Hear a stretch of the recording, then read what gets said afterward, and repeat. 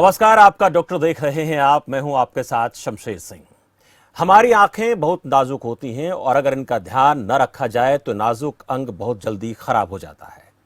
15-20 साल पहले की स्थिति की बात करें तो लोगों की आंखें बहुत जल्दी खराब नहीं होती थी, लेकिन आजकल बड़े बुजुर्ग ही नहीं बल्कि छोटे छोटे बच्चे भी आंखों की समस्याओं से जूझ रहे हैं। खान पान तो इसका एक बड़ा कारण है, इसके साथ ही हमारी दिनचर्या भी इसका एक बहुत बड़ा कारण है, जिसकी वजह से हमारी आंखें खराब होने लगती हैं।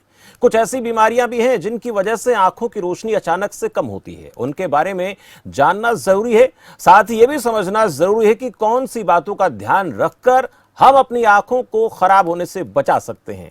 वहीं आज की जरूरत के हिसाब से ज्यादा स्क्रीन टाइम बिताने की वजह से आंखों में ड्राइनेस और धुंधलापन होना आम हो चला है। आजकल लोग आई फ्लू से भी जूझ रहे हैं, उस पर भी बात करना जरूरी है। आज आपका डॉक्टर में आंखों से जुड़ी समस्याओं पर बात करेंगे, जिस पर ज्यादा बातचीत के लिए हमारे साथ मौजूद हैं doctor Krishna Rajbhar, eye specialist, और डॉक्टर मोनिका जांगड़ा, आयुर्वेद कंसल्टेंट। दोनों का इस चर्चा में स्वागत है। लेकिन उससे पहले आपको बताते हैं कि आपकी टीवी स्क्रीन पर नंबर लगातार चलते रहेंगे। नंबर जो है आप अपने टीवी स्क्रीन पर देखकर डॉक्टर से बात कर सकते हैं। अगर आप किसी भी प्रकार की आंखों से जुड़ी समस्या से जूझ रहे हैं, खासकर आज के दौर में, तो आप डॉक्टर से पूछ करके जानकारी हासिल कर सकते हैं कि क्या क्या दिक्कतें आप लोगों को फेस करनी पड़ रही हैं, कैसे उनसे बचा जा सकता है। फ्लू जरूर एक दिक्कत है, लेकिन इसके अलावा बहुत सारी ऐसी बीमारियां हैं जो बहुत जल्द हमारी आंखों को खराब कर देती हैं। इसलिए इन नंबर के जरिए बात करके डॉक्टर से आप पूछ सकते हैं। मेरे साथ दोनों खास मेहमान जुड़े हैं, दोनों का बहुत बहुत स्वागत है चर्चा में।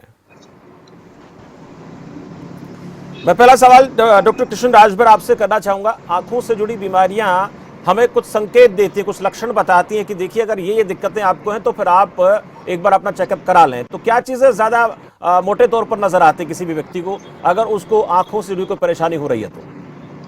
जी, मैं ये कहना चाहूंगा कि अगर आंखों में प्रॉब्लम है तो वो हम आंखों की समस्या तो है ही, साथ साथ हो सकता है उससे और भी चीजें जुड़ी हो सकती है कि आंखों की समस्या के आंखों में धुंधलापन है या आंखों की प्रॉब्लम है, उससे सर दर्द वगैरह रह सकता है, या फिर नाक की कई बीमारियां हैं जिसमें एडवांस स्टेजेस में वो आंखों में भी प्रॉब्लम कर सकती है। हो सकता है आपको धुंधला दिख रहा है, हो सकता है वो नाक की कोई ट्यूमर हो। तो ये सब डायरेक्टली और इनडायरेक्टली ये शो करता है कि कुछ तो समस्या है। प्राइमरीली आंख एक सेंस ऑर्गन है, एक हमारी इंद्रिय है जिसमें जो कि बहुत जरूरी है। मतलब कि जैसे हमारा कान, नाक, गला है या आंख है, तो आपस में कनेक्टेड है। नाक की प्रॉब्लम आंख में रिफ्लेक्ट हो सकती है एडवांस स्टेजेस में, या फिर आंख की कोई समस्या है तो उससे हमारा सर दर्द या माइग्रेन वाली समस्या, अगर किसी को हेडेक है, क्रोनिक हेडेक है, क्रोनिक सर दर्द, बहुत लंबे टाइम से सर दर्द है, कोई और कॉज नहीं रूल आउट हो रहा है, तो कई बार मरीजों में होता है कि उन्हें दिखने में समस्या है, इस वजह से सर दर्द हो रहा है जब वो पढ़ने की या कोई और एक्टिव क्रिया करने की कोशिश करते हैं। तो अब मैं जानना चाहता हूँ मोटे तौर पर आजकल क्या चीजें ज्यादा हम देख पा रहे हैं, क्या क्या दिक्कतें आंखों से जुड़ी लोगों को ज्यादा परेशान कर रहे हैं, किस किस तरह की दिक्कतें फेस कर रहे हैं लोग? बेसिकली आजकल आज के टाइम में काफी लोग टाइप ए पर्सनालिटी है। मतलब उनका काम, स्क्रीन टाइम तो एक चीज है, स्क्रीन टाइम क्या है कि काफी वर्क फ्रॉम होम ऑनलाइन कर रहे हैं। ये आईटी सेक्टर के साथ साथ हमारे हेल्थ केयर इंडस्ट्री में भी हो गया है। टेली कंसल्टेंसी बहुत कॉमन हो गया। मैं खुद डेली बेसिस पे लगभग 9 से 10 पेशेंट ऑनलाइन देखता हूँ, टेली कंसल्टेंसी के थ्रू देखता हूँ। तो जो स्क्रीन टाइम है उसकी वजह से आंखों में हमें स्पेशल प्रिकॉशंस लेना पड़ता है, नहीं तो आंखों में एक हार्मफुल रेडिएशन की वजह से आंखों में समस्या हो सकती है कि एक तो धुंधला दिखना, और विजन का भी विद टाइम जितना आपका स्क्रीन टाइम है, और स्पेशली आईटी सेक्टर के लोग जिनका 8 से 10 घंटे का कंटिन्यू स्क्रीन पे होता है काम, तो उससे उनको और भी समस्या हो सकती है, धुंधला दिखना, आंखों में जलन वगैरह, ये सब हो सकता है। और इसके साथ साथ जो प्रेजेंट की लाइफ स्टाइल है, बाहर का खाना, और जो हमारा डाइट है, जो हमारा डाइट और न्यूट्रिशन है, उसकी वजह से भी ये समस्या रहती है कि अब हमारा उतना न्यूट्रिशियस, उतना विटामिन ए का इंटेक नहीं होता जितना आज से 10 साल पहले रहता था। सो ये एक समस्या है। बिल्कुल, ये आजकल दिक्कतें बहुत ज्यादा हैं, इन पर ज्यादा थोड़ा ध्यान देने की जरूरत है। मेरे साथ डॉक्टर मोनिका जांगड़ा भी है। डॉक्टर मोनिका, अगर मैं आयुर्वेद के लिहाज से पूछूं, थोड़ा सा उस पर आप प्रकाश डालने का प्रयास करें कि आंखों से जुड़ी बीमारियों का जो संबंध है वो किस तरीके से है और क्यों हम आंखों से जुड़ी बीमारियों से ग्रसित हो रहे हैं बहुत जल्दी आज के दौर में?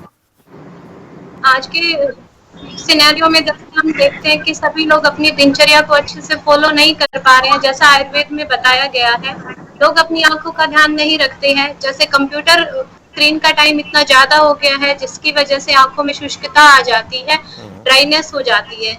इसके साथ साथ आज के टाइम पे जो ज्यादातर लोग जिस चीज से इफेक्ट कर रहे हैं वो है आई फ्लू, या जिसे हम आयुर्वेद में बोलते हैं नेत्र आभीषण। वो इस वजह से होता है कि हम अपनी आंखों की प्रॉपर केयर नहीं कर पा रहे हैं, हम एक दूसरे के कांटेक्ट में आ रहे हैं। तो आज के टाइम पे जो ज्यादातर लोगों को इफेक्ट कर रहा है वो है आई फ्लू। जी, और आई फ्लू की दिक्कत आजकल बहुत ज्यादा हो रही है। तो चलिए पहले से भी बात कर लेते हैं। मैं डॉक्टर कृष्ण राजभर से पूछूंगा, डॉक्टर आई फ्लू को लेकर लोगों में कई सारी भ्रांतियां भी हैं कि देखने मात्र से हो जाती है, और भी कई ऐसे कारण बताए जाते हैं कि जिनकी वजह से लोगों को संदेह हो जाता है कि कहीं मैं इससे शिकार तो इसका नहीं हो जाऊंगा। मैं आपसे जानना चाहता हूं क्यों आई फ्लू की दिक्कत होती है और कैसे कैसे नहीं होती है, दोनों बातें जानना जरूरी है। हेलो जी डॉक्टर साहब, सुन पा रहा हूँ।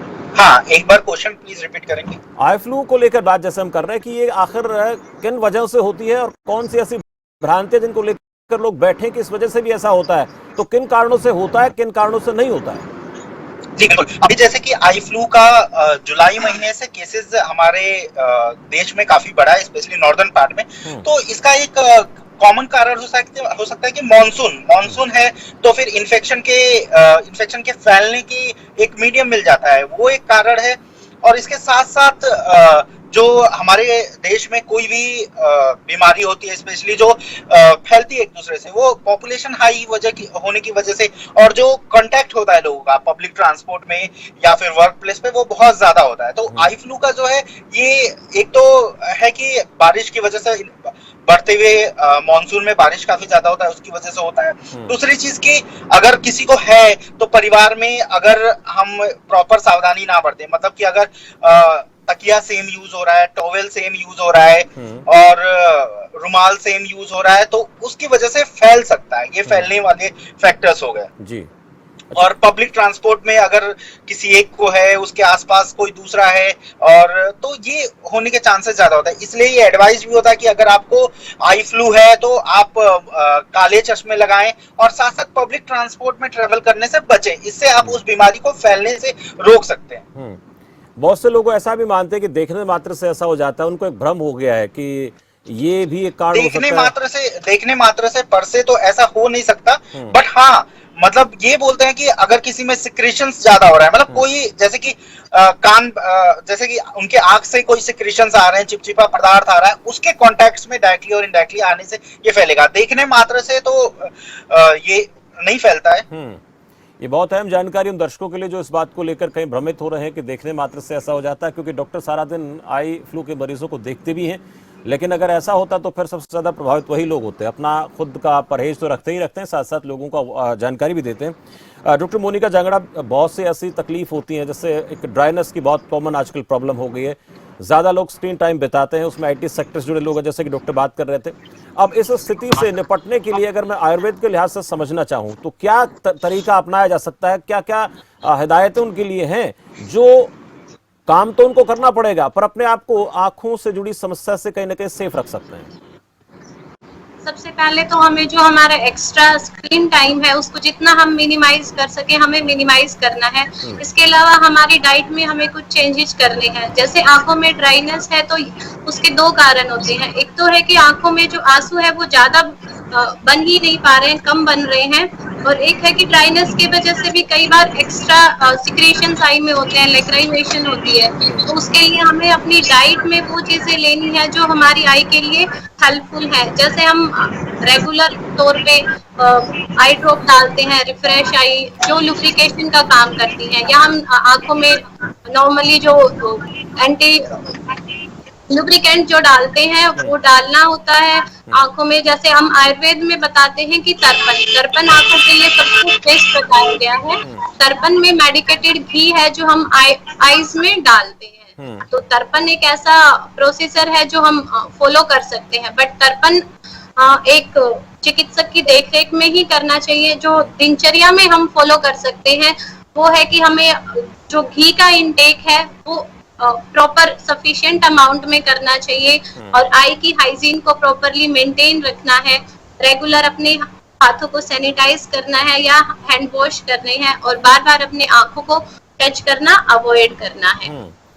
ये ध्यान रखना जरूरी है। अब एक सवाल डॉक्टर कृष्ण राजभर जी मैं आपसे पूछूंगा कि ड्राइनेस एक बहुत कॉमन आज की समस्या है, स्क्रीन टाइम बिताना भी पड़ेगा, लेकिन उसमें कुछ हिदायतें, कुछ नियम बताए जाते हैं एलोपैथी में कि भाई कितने कितने अंतराल के बाद आप लोगों को ब्रेक देना है। उस ब्रेक के बारे में आप जानकारी दें कि क्या कर सकते हो, क्योंकि 7 से 8 घंटे जाहिर सी बात है आईटी वाले को या फिर डेस्कटॉप पे काम करने वाले जो लोग हैं, क्लर्क जो जिनको काम करना होता है, अकाउंट का काम जो लोग देखते हैं, और उसके बाद फिर दिन भर मोबाइल पर भी काम करना मजबूरी हो जाता है। क्या तरीका अपनाया जाए कि लोगों के लिए ये समस्या जो है वो हल का कारण बनना चाहिए?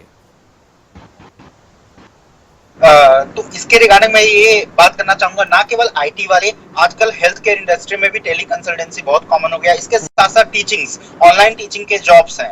ऑनलाइन टीचिंग इंडस्ट्री काफी बूम कर रहा है अलग अलग पोर्टल के माध्यम से। तो अब इन 3-4 सेगमेंट वाले लोगों के लिए मैं बताना चाहूंगा 2 तरह के प्रिकॉशंस है। बेसिकली 2-3 तरह की प्रिकॉशन। एक तो आप प्रोटेक्टिव इक्विपमेंट यूज करें। अपने जो आई ग्लासेस यूज कर रहे हैं उसमें वो काफी टेक्नोलॉजी के साथ साथ काफी ऐसे एडवांस ग्लासेस आ गई हैं जो हार्मफुल रेडिएशंस को रिफ्लेक्ट कर देती हैं। और क्वालिटी स्क्रीन यूज करें। आजकल लैपटॉप्स भी उसी अकॉर्डिंग आ रहे हैं। हाइट जो है अपने डेस्कटॉप का या लैपटॉप का उसके हिसाब से एडजस्ट करें कि आपकी आंखों में ज्यादा स्ट्रेन ना हो। ब्राइटनेस पे भी फोकस कर सकते हैं। हमारी जो स्क्रीन की ब्राइटनेस भी अप्रोप्रिएट रखें, जितनी जरूरत हो, ना तो ज्यादा ब्राइट रखें ना तो डिम रखें, क्योंकि दोनों कंडीशन में हमारे आंखों में स्ट्रेन फैलेगा, स्ट्रेन होगा। सो वो अंटिल वो हमारे आंखों की जो मांसपेशियां होती हैं, जो हमारे लेंस, जो हमारा फोकल लेंथ होता है बेसिकली हमारे आंखों की लेंस का, वो उसको रेगुलेट करती हैं। तो वो अगर बहुत ज्यादा स्ट्रेन पड़ेगा तो वो जल्दी थक जाएंगी, आंखों में जलन रहेगा, और आपका जो 8 से 9 घंटे का टाइम जो आप बिता रहे हो वो आप कंफर्टेबली नहीं बिता पाओगे। सो ये बेसिकली स्क्रीन और आपके स्पेक्टिकल या चश्मे रिलेटेड जो है वो। इसके साथ साथ आपको एडिक्वेट ब्रेक लेना है। 1 से 1.5 घंटे कंटिन्यू मत देखिए। अगर आप काम कर रहे हो, केवल स्क्रीन पे देख के काम ना करें। अपने जो विजन को, क्योंकि स्क्रीन एक सोर्स ऑफ लाइट है, सो आप थोड़ा अपने कीपैड, कीबोर्ड या फिर साइड में भी देखें। इससे क्या होगा, आपका जो कंटिन्यू एक्सपोजर है स्क्रीन के लिए आपकी आंखों का, वो थोड़ा कम रहेगा। साथ साथ एक 5 से 10 मिनट का ब्रेक जरूर ले 1 घंटे के वर्क के बाद जी। और अगर आपको कोई भी समस्या रहे, आपको धुंधला दिख रहा है, आपको जलन रह रहा है, आपको आंखों से पानी आ रहा है, तो जितना जल्दी हो सके आप आई स्पेशलिस्ट को दिखा के प्रॉपर, अगर कोई बीमारियां पता चलती हैं तो उसका प्रॉपर इलाज लें। और कोई भी ऐसे नहीं, खुद से सेल्फ मेडिकेशन सबसे हार्मफुल चीज होती है कि केमिस्ट से केमिस्ट के दुकानों से दवाइयां लेके अपने आप को खुद से ट्रीट करने की कोशिश कर रहे हैं, या घरेलू नुस्खे अपना रहे हैं जिसका की इफेक्टिव है कि नहीं, ये इस पे कोई मतलब एविडेंस नहीं है। एविडेंस बेस्ड मेडिसिन के हिसाब से ऐसा कुछ एविडेंस नहीं है। अपनी डाइट को भी प्रॉपर ध्यान दें। विटामिन ए बहुत जरूरी है आंखों के लिए, उसका पर्याप्त मात्रा लेते रहें। फलों से और भी सोर्सेज हैं, हमारा मांसाहारी सोर्स है, शाकाहारी सोर्स है, दोनों से प्रॉपर लेते हैं। जी बिल्कुल, ये बहुत अहम जानकारी है जिसको लेकर दर्शकों को अगर अवेयरनेस है तो उनके लिए आंखों को बचा पाना आसान रहेगा। दर्शक मेरे साथ है भगत सिंह हरियाणा से। भगत सिंह जी, स्वागत है आपका। चलिए, लगता है संपर्क टूटा भगत सिंह का। दोबारा से आप जुड़ सकते हैं। यशपाल करनाल से। यशपाल जी, स्वागत है। नमस्कार जी। जी नमस्कार यशपाल जी। ये रेटिना की प्रॉब्लम है जी लड़के को। वो धीरे धीरे उसकी आई साइट बंद होगी बिल्कुल ही। तो इसमें क्या करना चाहिए जी? रेटिना की दिक्कत है, धीरे धीरे कम हो गई। मैं चाहूंगा कि डॉक्टर कृष्ण राजभर से जरा इस पर जानना चाहेंगे। डॉक्टर, क्या दिक्कत है? रेटिना की दिक्कत बच्चे को बता रहे हैं यशपाल जी। मैं जानना चाहूंगा कि मरीज की उम्र क्या है और कोई चोट लगा था ऐसा कुछ? उम्र क्या है बच्चे की, बताइए यशपाल जी। बच्चे की 19 साल। हाँ जी, 19 साल। 19 साल। कोई चोट लगी थी उनको? नहीं, कोई चोट नहीं लगी थी। ये 4 साल के बाद हमारे को पता लगा था। थोड़ा रात को अंधेरे में दिक्कत आ रही थी इसको देखने में। तो ये 8वीं क्लास तक गया है, उसके बाद फिर नजर बिल्कुल ही कमजोर हो गई इसकी। जी, पढ़ाई में बाधा आ रही। ठीक है जी डॉक्टर। तो रेटिना की जो समस्या होती है, हर अस्पताल और हर आई के सेंटर्स में इसका ट्रीटमेंट की फैसिलिटी नहीं होती। सो इन प्रॉब्लम को समय रहते आप दिखाएं और ऐसी संस्था में दिखाएं जहां रेटिना का स्पेशल ट्रीटमेंट होता है। जैसे आंखों का सेंटर है एम्स दिल्ली में, या फिर गुरु नानक आई सेंटर है मौलाना आजाद। इन 2-3 अस्पताल जो देश के काफी नामी अस्पताल है जहां रेटिना का प्रॉपर ट्रीटमेंट होता है। इसकी पूरी जांच होगी और उसके कारण पता चलने के बाद उसका इलाज प्रॉपर किया जाएगा। एक रेटिनल डिटैचमेंट वगैरह होता है, उसमें पूरी सर्जरी होती है, बकलिंग वगैरह होती है, तो वो उस हिसाब से देख के उसका इलाज होगा। तो ये यशपाल जी आपके लिए सुझाव है, जो डॉक्टर ने बताए अस्पताल वहां पर इलाज कराएं। और ये भी थोड़ा सा इस पर आप रोशनी डालें कि क्या डॉक्टर ये रेटिना की प्रॉब्लम, आंखों की जो विजन है बिल्कुल धीरे धीरे कम हो गई है, वो पूरी तरह से ठीक हो सकती है, वापस आ सकती है, कुछ संभावनाएं बनती है क्या, या जांच के बाद ही साफ होगा कि दिक्कत है तो कितनी जल्दी कवर होगी या नहीं होगी? इसमें अब वो ये भी डिपेंड करेगा बीमारी कितनी बड़ी है, कितना अगर उसमें दो तरह का होता है, सर्जिकल, बेसिकली सर्जिकल मैनेजमेंट होता है। तो अगर इतना लॉस नहीं है कि जिसमें सर्जिकल करेक्शन के बाद हम विजन, बेसिकली रेटिना में क्या होता है, रेटिना में वो सेल्स होती हैं, वो कोशिकाएं होती हैं जो हमें लाइट के स्टिमुलस को इलेक्ट्रिकल स्टिमुलस में कन्वर्ट करके हमारे विजन सेंटर, मतलब हमारे दिमाग में देखने का सेंटर होता है, वहां तक भेजती है। रेटिना का ये बेसिकली रोल होता है। सो अब वो है कि अब इसमें सर्जिकल मैनेजमेंट होता है बेसिकली, कि सर्जरी से अगर इतनी डैमेज नहीं है कि हम सर्जरी से सही मतलब कर पा रहे हैं, अगर ज्यादा है तो उसमें फिर कितना लॉस है, कई लॉस होता है, कई बार इतना नुकसान हो चुका है कि जो इरिवर्सिबल होता है, तो फिर वो एक अलग प्रकार से उनका इलाज चलता है। बाकी अगर डैमेज या नुकसान जो है इतना है कि हम उसको सर्जरी से करेक्ट कर पाते हैं, तो वो उस हिसाब से हम पेशेंट को काउंसिल करते हैं, उसका प्रोग्नोसिस बताते हैं और उस हिसाब से इलाज होता है। जी बिल्कुल, बहुत अहम जानकारी है ये यशपाल जी आपके लिए। एक बार इसको आप चेक कराएं कितनी प्रॉब्लम है, अगर उसको ठीक करना आसान हुआ तो ये ऑपरेशन के जरिए इसको ठीक किया जा सकता है। दर्शक मेरे साथ भगत सिंह फिर से जुड़े हैं हरियाणा से। भगत सिंह जी स्वागत है आपका। भगत सिंह जी आपका फोन बार बार कट रहा है, आप दोबारा से आप कोशिश करें। एक और दर्शक मेरे साथ है, जरा नाम बताएं। गंगाराम जी बोल रहे हैं। गंगाराम जी स्वागत है आपका, बोलिए। मैं साहब डॉक्टर साहब से पूछना चाहता हूँ जी कि मेरी आंखों में 10-12 साल से काला मोतिये की शिकायत है। प्रेशर जो है वो हमेशा कंट्रोल में है। दवाई जो डॉक्टर साहब ने कही है मैं रेगुलर डाल रहा हूँ जी।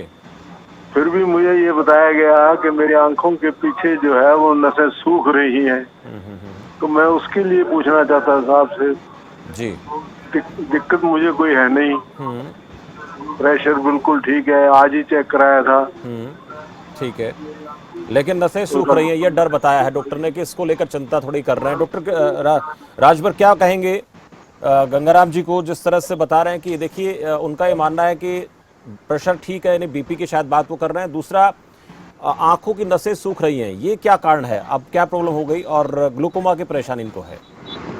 बेसिकली इनको काला मोतिया की परेशानी है और इनका ये कहना है कि इनका जो इंट्राऑरिकुलर आंखों के अंदर का जो प्रेशर है वो ऑलमोस्ट नॉर्मल रह रहा है। तो एक तो उम्र के साथ जो आंखों की नसों का वीकनेस रहना, कमजोरी रहना, इसकी वजह से भी थोड़ा विजन इफेक्ट हो सकता है। और ये जब नसों की वीकनेस हो जाती है तो थोड़ा धुंधलापन रह सकता है। इसके लिए इनको लेंस वगैरह की जो यूज कर रहे होंगे वही इनको हेल्प करेगा बेसिकली, क्योंकि कुछ जो इरिवर्सिबल डैमेज होता है उसमें कोई इलाज नहीं होता। उसको हम एक, जैसे कि एक जो इंसान नहीं चल पाता उसका अगर पैर चला गया है तो उसमें हम एक आर्टिफिशियल लिम्ब देके उसको चलने में मदद कर सकते हैं। उसी तरह इस केस में भी उनको ग्लासेस की मदद से थोड़ा विजन इंप्रूव हो सकता है। बाकी इनको प्रेशर की मॉनिटरिंग तो रखनी है, क्योंकि प्रेशर बढ़ेगा तो वो और डैमेज करेगा नसों। जी चलिए, शुक्रिया गंगाराम जी बातचीत के। दर्शक मेरे साथ और जुनैद नोएडा से। जुनैद स्वागत है आपका। सर नमस्कार शमशेर जी। नमस्कार जुनैद जी। सर मैं ये पूछ रहा था, आई स्पेशलिस्ट से मेरा सवाल है। मेरी आंखों में इरिटेशन रहती है, थोड़ा सा मुसलने के वक्त ये लाल हो जाती हैं और ज्यादा अंदर की तरफ भी होती है, बाहर जैसी ये पलकें नहीं होती, इनके नीचे ज्यादा इरिटेशन होती है। और स्पेशली जब ये नहाने के बाद निकलता हूँ ना नहा के, तब ये अक्सर मुझे शिकायत होती है। इसके लिए क्या करना चाहिए मुझे? चलिए, मैं डॉक्टर मोनिका जांगड़ा से जरा इस बारे में बात करना चाहूँ। डॉक्टर मोनिका, इरिटेशन की शिकायत बताते हैं और आंखों में लालिमा आ जाती है, इस प्रकार की बात बताएं। देखिए, पहले तो इरिटेशन अगर हो रही है, आंख में ऐसा लग रहा है कि कुछ चुभ रहा है, तो वो आंख में ड्राइनेस का सिम्टम भी हो सकता है। तो सबसे पहले आपको एक डॉक्टर से कंसल्ट करना है, आपके आई साइट को चेक कराना है। अगर आई साइट नॉर्मल है, क्या आप चश्मा पहनते हैं? नहीं पहनता। आई साइड जब भी चेक कराता हूँ तो नॉर्मल ही पाते हैं। आई साइड में देखो बाहर की तरफ ये पलकों के नीचे खुजली सी ज्यादा महसूस होती है, नहाने के बाद अक्सर महसूस होती है। क्या पलकों के नीचे कुछ सफेद सफेद पार्टिकल से निकलते हैं या चिपके रहते नहीं, हैं? बिल्कुल बिल्कुल नहीं, बिल्कुल भी नहीं, कुछ कोई निशान नहीं है, कोई जख्म नहीं है। और दोनों तरफ, ऊपर और नीचे की तरफ होती है खुजली सी। आँख के अंदर होती है, थोड़े सा खुजाते हैं तो फिर रेडनेस आ जाती है। ओके, तो इसके लिए आपको एक आई डॉक्टर को दिखाना है। वहां पे एक बार ड्राई आई का, आपको हो सकता है कि आप ड्राई आई से सफर कर रहे हो, तो एक बार उसको एक्सक्लूड करना है। उसके लिए आपको एक बार हॉस्पिटल जाके आपको चेक कराना है। कुछ ड्राई आई के लिए कुछ टेस्ट होते हैं, वो परफॉर्म करने के बाद ही हम एग्जैक्टली बता पाए। बिल्कुल जुनैद, जैसे आप बता रहे हैं कि आपको खुजली हो रही है, तो आप नॉर्मल नारियल का तेल है वो आंखों के बाहर लगा सकते हैं, लेकिन अंदर नहीं लगाना है। तो नॉर्मल एक नारियल के तेल से आप आई के बाहर पे मसाज कर सकते हैं। ये तब तक आप कर सकते हैं। शुक्रिया जुनैद बातचीत के लिए। देवानचंद है अंबाला से। देवानचंद जी, स्वागत है आपका। नमस्कार सर। जी नमस्कार देवानचंद जी। सर मेरी आंखों में ना जी सफेद मोती आ गया। जी एक का तो कुछ महीने पहले, मेरा ख्याल 1 साल के करीब मैंने ऑपरेशन करा लिया उसमें, तो अब दूसरी में मुझे धुंधला दिखता है। ठीक है, जो ऑपरेशन कराया था वो ठीक है और दूसरी में धुंधलापन है। हाँ जी सर। ठीक है, मैं जानना चाहूंगा डॉक्टर कृष्ण राजभर से, क्या कहेंगे इसको लेकर। डॉक्टर कृष्ण राजभर, डॉक्टर राजभर आवाज सुन पा रहे हैं? चलिए, संपर्क उनसे टूटा है। मैं डॉक्टर मोनिका जांगड़ा से इस विषय में बात करूंगा। सफेद मोतिया एक का हुआ था, उन्होंने ट्रीटमेंट कराया, पर अब दूसरे में भी धुंधला दिख रहा है, तो क्या दिक्कत उनको हो सकती है? देखिए, ऐसा होता है कि आपकी उम्र कितनी है? 43 मैम। उम्र के हिसाब से सफेद मोतिया सभी की आंखों में उतरता है। तो ऐसा नहीं होता है कि सफेद मोतिया एक ही आंख में होता है, वो दूसरी आंख में भी आता है। तो आपको दूसरी आंख के लिए भी मोतिया के लिए जांच करानी है। अगर दूसरी आंख में भी मोतिया है तो उसका इलाज सिर्फ ऑपरेशन ही होता है, क्योंकि ये जो सफेद मोतिया है ये आंख का एक बुढ़ापा है। जैसे हमारे शरीर में बुढ़ापा आता है, वैसे ही हमारी आंख में भी बुढ़ापा आता है। तो हम इसको रोक नहीं सकते हैं, हम इसको कम कर सकते हैं अपनी आंखों का ध्यान रख के। बट अगर सफेद मोतिया आज रखा है तो उसका इलाज सिर्फ ऑपरेशन ही है, जिसमें आप बोलते हैं कि आपको लेंस डलता है। तो आप पहले दूसरी आंख में भी मोतिये के लिए जांच करानी है। अगर मोतिया आता है तो आपको उसके लिए ऑपरेशन ही कराना पड़ेगा। देवानचंद जी, आपका कोई और सवाल इस विषय पर? देवानचंद जी, आवाज सुन रहे हैं आप? चलिए, संपर्क टूट गया है, तो एक बार अपनी जांच करा लें देवानचंद जी आप, क्योंकि अगर आपका एक आंख में मोतियाबिंद हुआ है तो फिर दूसरी में भी संभावनाएं हैं। धुंधला दिख रहा है तो एक बार चेकअप कराना बहुत जरूरी है। डॉक्टर राजभर से मैं जानना चाहूंगा, डॉक्टर, बहुत सी दिक्कतें ऐसी होती हैं जो जन्मजात होती हैं, बहुत बाय बर्थ। कई बार बच्चों की आंखों में दिक्कतें हो जाती हैं, कुछ बच्चे प्रीमेच्योर होते हैं, उनको भी कई बार इस प्रकार की दिक्कत आ जाती है। तो क्या जन्मजात कोई प्रॉब्लम है, वो उसका कोई सोल्यूशन है आंखों की खासकर रोशनी को लेकर? बिल्कुल, जैसे मोतिया बिंद होता है, ये एक जन्मजात भी हो सकती है, और रेटिना की जो प्रॉब्लम होती है, रेटिना की प्रॉब्लम भी जन्मजात हो सकती है। तो इन बीमारियों में सबसे बड़ा चीज ये है कि आपका समय रहते पता चल जाए। समय रहते पता चल जाएगा तो इलाज संभव है। और जैसे जन्मजात मोतियाबिंद है तो इसकी ऑपरेशन अगर जितना जल्दी हो जाए उतना बेटर है, क्योंकि ये सेंसेस है। जैसे कि अगर सुनना समय पे शुरू हो जाए तो वो बंदा बोल भी सकता है, अगर देखना समझ में आ जाए तो उसका कॉग्निशन, जो उसका दिमाग है, उतना जल्दी डेवलप होगा और अपने आगे की लाइफ में वो उतना अच्छा परफॉर्म करेगा। उसका IQ, उसका दिमागी सोच उतना जल्दी, उतना अच्छा डेवलप होगा। जी, एक दर्शक मेरे साथ है, तेजिंदर सिरसा से, जान लेते क्या पूछना चाहते हैं। तेजिंदर जी, स्वागत है आपका। हेलो जी तेजिंदर जी, बोलिए। हाँ डॉक्टर साहब, आंखों में काले धब्बे रहते हैं जी मेरे ऊपर नीचे ना। अच्छा, काले धब्बे रहते हैं ऊपर नीचे? हाँ जी, ऊपर नीचे काले धब्बे रहते हैं। ठीक है, और इसके अलावा कोई दिक्कत तेजिंदर जी? बस इसके नीचे नहीं है, आंखें ज्यादा वीक सी रहती है, दवाई वगैरह कोई और। ठीक है, आप टीवी की आवाज कम करें, फिर डॉक्टर राजभर से मैं जानना चाहूंगा क्या दिक्कत है आपको। आप टीवी की आवाज कम कर दें। जी डॉक्टर साहब। बेसिकली काले धब्बे अगर रहते हैं तो इसके बहुत कारण हो सकते हैं। एक ये भी है कि इनके रेटिना में भी कुछ प्रॉब्लम है, या वो लेंस की वजह से भी हो सकता है। सो अब इसमें ये होता है कि प्रॉपर जांच होगी, इनकी ऑप्थेल्मोस्कोपी होगी, जो इसमें रेटिना को हम देखेंगे, रेटिना में कुछ बीमारियां होगी और इनकी उम्र वगैरह का भी इम्पोर्टेंट रोल है, शुगर की बीमारी है कि नहीं, ये सब प्रॉपर जांच करके फिर उसी हिसाब से इनका जो बीमारी जहां की होगी, लेंस की है या फिर रेटिना की है, या इन दोनों के बीच में जो फ्लूइड होता है उसमें कुछ प्रॉब्लम है, उसके हिसाब से ही इसका फर्दर इलाज चलेगा। बिल्कुल, एक बार चेकअप आप कराएं तजिंदर जी। आंखों में दिक्कत है, उसके पीछे वजह कुछ भी हो सकती है, शुगर की दिक्कत जैसे हो सकती है या फिर और भी कोई कारण हो सकता है, लेकिन एक बार आप चेक जरूर करा लें। आप करवाएंगे तो आपको अपनी तकलीफ के बारे में जानकारी हो पाएगी। भगत सिंह मेरे साथ फिर से जुड़े। भगत सिंह जी स्वागत है आपका।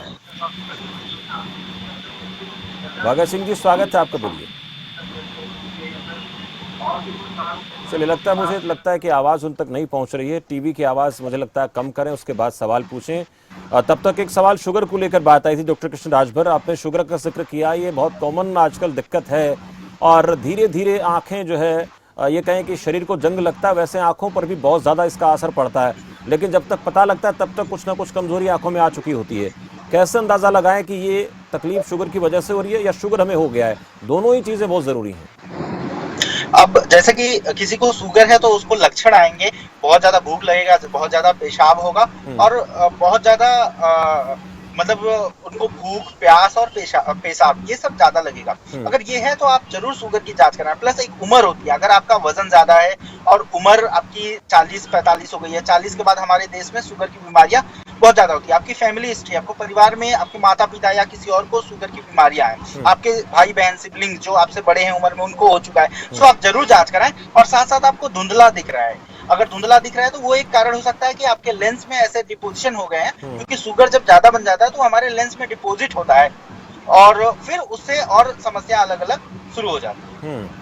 शुगर तो मेनली इसका यही है कि आपको अपना शुगर का लेवल पता हो, स्पेशली 40 के बाद। अगर आप 40 के हो गए हो, जब हमारा शुगर को कंट्रोल करने वाली एंजाइम्स और जो ऑर्गन है उनका थोड़ा उनको इफेक्ट होना शुरू हो जाते हैं, तो उस समय आप 6 मंथली एनुअली एक शुगर टेस्ट जरूर कराएं। HbA1c करके जांच होता है, जो कराएं।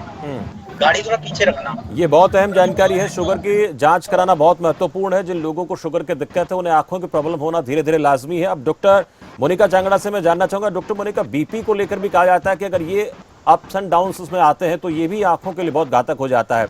अब इसको बैलेंस करना जरूरी है। अगर ये बैलेंस नहीं हुआ तो फिर आपकी आंखों के, आपकी पुतलियों पर और हो सकता है कि शरीर के किसी हिस्से पर इसका दुष्प्रभाव पड़े। हाँ जी, जैसे हमारे शरीर का प्रेशर बढ़ता है उसी के साथ साथ हमारी आंखों का प्रेशर भी बढ़ता है। जैसे अभी एक बता रहे थे कि उनको काले मोतिये की शिकायत है, तो काला मोतिया होता है जब आंखों का प्रेशर बढ़ जाता है।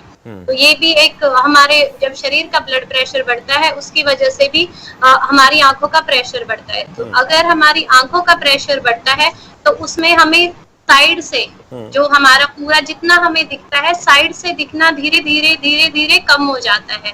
तो उसे हम बोलते हैं टनल विजन। अगर आंखों का प्रेशर लगातार बढ़ेगा तो हमारा टनल विजन हो जाएगा। उस केस में हमें ध्यान रखना है, हमें लगातार आंखों के प्रेशर को जांच कराना है। और जैसे शरीर का प्रेशर बढ़ेगा उसी के साथ साथ वो हमारे रेटिना को डैमेज करेगा। कुछ 5 साल के बाद जो प्रेशर बढ़ा हुआ है उसके इफेक्ट हमारे रेटिना पे आने लग जाते हैं। तो उस केस में हमें हमारे प्रेशर को मेंटेन रखना है और उससे रिलेटेड आपको मेडिसिन लेनी है ताकि हम हमारे ब्लड प्रेशर को एक नॉर्मल रेंज में रखें, ताकि वो हमारे आंख के रेटिना को डैमेज ना करे। बिल्कुल, ये बहुत महत्वपूर्ण है। शुगर की बात जैसे हुई, उसके बाद ब्लड प्रेशर की बात हुई। डॉक्टर राजभर, एक सवाल बहुत महत्वपूर्ण, एक्सरसाइज हर चीज़ के लिए बहुत महत्वपूर्ण होती है। हम शरीर के जिस हिस्से की एक्सरसाइज करते हैं वो हिस्सा मजबूत हो जाता है। अब क्या आंखों की भी कोई ऐसी एक्टिविटी है जिसको करने के बाद अगर आंखें किसी वजह से कमज़ोर हो गई हैं, दिखना कम हो गया है, तो दोबारा से उन चीज़ों को बैलेंस किया जा सकता है, ठीक हो सकती हैं क्या? ऐसे मतलब डाइट का ज्यादा रोल है, एक्सरसाइज वगैरह भी कुछ चीजें हैं जो हैं जिनका रोल है। स्पेशली आंखों की मसल्स होती हैं। आंखों की मसल्स जैसे हमारा आंखों की लेंस को कंट्रोल करने के लिए, लेंस का मूवमेंट कंट्रोल करने के लिए ढेर सारे मसल्स होते हैं। Superior oblique, inferior oblique, rectus muscle, lateral rectus, जो कि नसों से डायरेक्ट कंट्रोल होती है। सो अब जिनका स्क्रीन टाइम ज्यादा है, या तो अगर आप आंखों की मूवमेंट करें, लेंस की मूवमेंट प्रॉपर कर रहे हैं, आई बॉल की मूवमेंट कर रहे हैं, आई बॉल से अटैच काफी मसल्स होती हैं, तो इससे वो मांसपेशियां जो मसल्स होती हैं, छोटी मसल्स होती हैं, वो स्ट्रांग होंगी। इनसे कहीं ना कहीं आपका जो विजन है वो इम्प्रूव होगा। बिल्कुल, कुछ छोटी मोटी एक्सरसाइज है, उनको देखकर आप करें तो बहुत अच्छा रहेगा। एक छोटा सा सवाल, आखिरी सवाल डॉक्टर मोनिका से, खान पान को लेकर जिक्र मैं करना चाहूंगा। क्या चीजें खानी चाहिए, मौसम के अनुकूल क्या होना चाहिए? अभी जैसा मौसम चल रहा है, बरसाती सीजन है, क्या चीजें खाएं आंखों के लिहाज से? आंखों के लिए जैसे विटामिन ए रिच फ्रूट्स खाने चाहिए। जैसे अभी ऑरेंज चल रहे हैं, आप मौसमी खा सकते हैं जिसमें विटामिन सी है, जो आंखों के लिए बहुत हेल्पफुल होता है। विटामिन ए के लिए जैसे आप शिमला मिर्च खा सकते हैं, या फिर आप कैरेट अवेलेबल अभी भी इस टाइम पे भी है, चुकंदर अवेलेबल है, वो आप इजीली कंज्यूम कर सकते हैं, जो आंखों के लिए बहुत बेनिफिशियल है। और इस टाइम पे सबसे ज्यादा जो आईज के लिए हमें केयर करनी है, वो है कि हमें अपने आप को आई फ्लू से प्रिवेंट करना है। तो प्रिवेंट करने के लिए सबसे पहले है कि अपनी रेगुलर हाथों को सैनिटाइज करें। अगर किसी को आई फ्लू हो गया है तो अपनी फैमिली को बचाने के लिए अपने आप को थोड़ा सा आइसोलेट करें, अपने बिलोंगिंग्स को अलग रखें, यानी अपने बेडशीट्स, अपने टॉवल, अपने हैंकी, अपने कॉम्ब, इन सबको अलग रखें और एक प्रॉपर डाइट लें। बिल्कुल, इन चीज़ों का ध्यान रखेंगे तो हम आई फ्लू से भी अपने आप को सेफ रख पाएंगे। अगर आंखों की दिक्कत हो गई तो डॉक्टर को दिखाना बहुत ज़रूरी है, क्योंकि बहुत नाजुक शरीर का हिस्सा है। और एक उम्र के साथ 40-45 के पड़ाव के आसपास अगर आंखें कमज़ोर हो रही हैं तो और भी कई बीमारियों की जांच कराना ज़रूरी है। अगर आप करवाएंगे तो आप अपनी आंखों को सेफ रख पाएंगे। डॉक्टर राजभर, डॉक्टर मोनिका जांगड़ा ने इसको लेकर बहुत अहम जानकारी दी। इसके लिए आप दोनों का इस चर्चा में जुड़ने के लिए बहुत बहुत आभार। तो आज आंखों से जुड़ी समस्याओं पर बात कर रहे थे। बहुत से ऐसी दिक्कतें हैं जो बिना जांच के और बिना डॉक्टर के पास जाए पता नहीं लगते, लेकिन उसके बाद भी अगर आप अपनी आंखों को सेफ रखना चाहते हैं तो समय समय पर नियमित तौर पर इनकी जांच कराते रहें, क्योंकि कई बीमारियां ऐसी हैं जो आंखों पर बुरा असर डालती हैं। फिलहाल के लिए इतना ही। देखते रहें खबर फास्ट। नमस्कार।